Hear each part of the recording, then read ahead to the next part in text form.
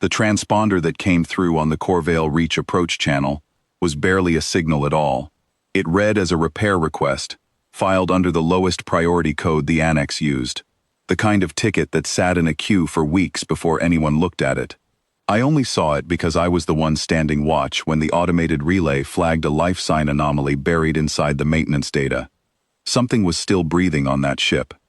The vessel itself was a Calith transport, old even by their standards, hull plating scoured pale by years of transit dust.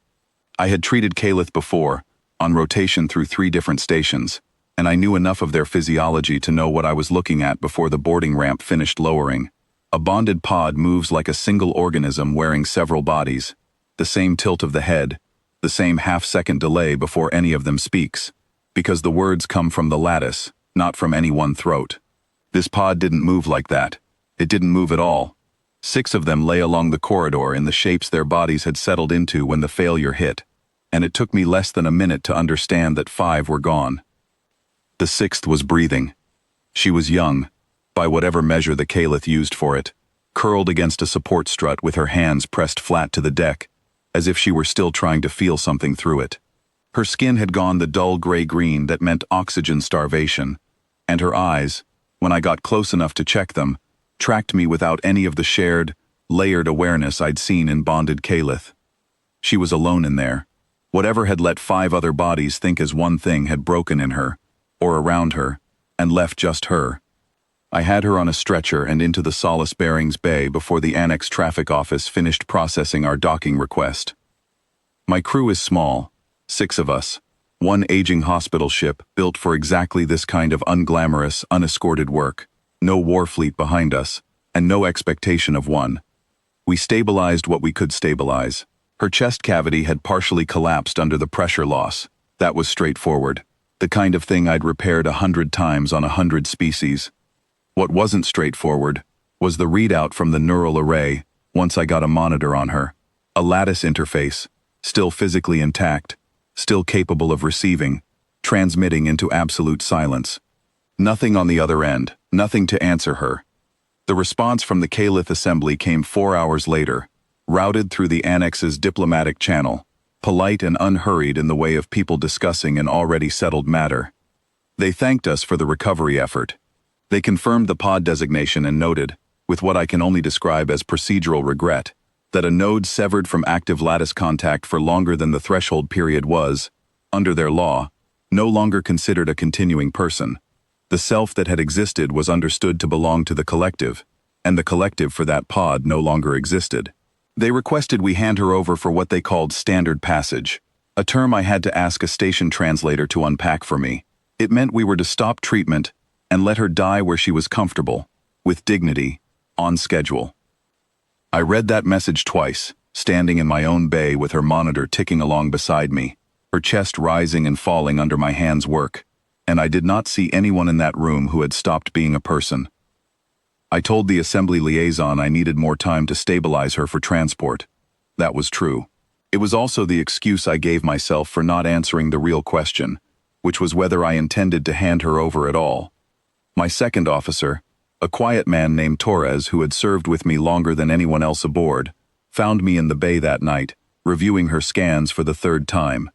He didn't ask what I was planning. He just pulled up a stool and started reading the neural output with me, and somewhere in that hour we stopped talking about standard passage and started talking about what it would take to rebuild a lattice interface with no lattice left to connect to, whether a mind built for company could be taught, slowly, to hold its own shape alone. It took 11 days. I won't pretend it was elegant. We fabricated a relay bridge out of parts never meant for Calith physiology, spare interface housing from an old cetacean unit, a set of resonance filters I'd carried for 3 postings and never once used, wiring harnesses rerouted by hand, because nothing in our stores was built for a mind shaped like hers. We calibrated by guesswork and by watching, hour after hour, for the smallest flicker of coherent signal in a system that had every biological reason to give up. Twice her vitals dropped hard enough that Torres stood by with his hand on the crash cart and didn't say anything, because there was nothing useful to say. I stayed in that bay more nights than I left it, sleeping in the chair by her monitor with my boots still on, waking at every change in the tone of the alarms. Somewhere around day 7, I stopped thinking of her as a case and started thinking of her as someone I was going to lose if I looked away, and I made myself a promise I never said out loud to anyone but Torres, that whatever the Assembly's law said about her, she was staying on my ship until she told me herself she didn't want to. There were quieter hours in those 11 days too. I read to her sometimes, not because I believed she could hear me in any way that mattered medically, but because Torres had once told me, "A silent room does no one any good," and I'd never found a reason to doubt him. I described the daylight through the skylight, the way it moved across the deck plating over the course of a station's rotation, the small, ordinary things a person recovering from anything, human or otherwise, might want to know, were still happening in the world outside their own skin. I don't know if any of it reached her. I know that when she finally woke, the first thing her eyes went to, before me, before Torres, was that same patch of daylight on the floor. The Assembly sent 2 more messages. The second one used the word euthanasia, translated as gently as their language allowed, and reminded us that continued treatment outside their protocol could be read as a violation of the pod's own final rights. I answered that one myself. I told them the pod's rights ended when the pod did. The node in my bay was alive, by every measurement my instruments could take, and as long as that was true, my ship treated her as a patient and not as a formality to be closed out. On the 12th day, the relay bridge held. I was standing at her side when her eyes opened and actually found me. Not the drifting, unanchored gaze she'd had since we brought her aboard, but a focus, deliberate and startled, like someone waking up in a room they hadn't expected to see again. She tried to speak and produced only a dry, broken sound, and I got water to her lips and waited, because there was nothing in any of my training that told me what came next for a Caliph who had never before had to be a single voice. She looked at the ceiling of my bay, at the skylight panel we kept clear so the station's daylight could reach the medical deck, at Torres, standing near the door, at me. Her hand moved, slow and uncertain, and closed around my wrist, not gripping so much as confirming that I was actually there, and not another silence pretending to be company. Then she spoke. It was a short phrase, 3 or 4 syllables, low in her throat. In a register the ship's translator flagged instantly as untranslatable. Not because the words were unknown, the system told me, but because they belonged to lattice speech. The register bonded Caliph U's only with each other, never with an outsider, because outsiders had no lattice to hear it with.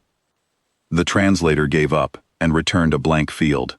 I didn't ask her to try again in a language it could parse. I understood well enough what it meant to be handed something private, something that wasn't built for a machine to carry, and I decided then that I would rather not know the words than have them come to me second-hand. I never reported that phrase to the Assembly.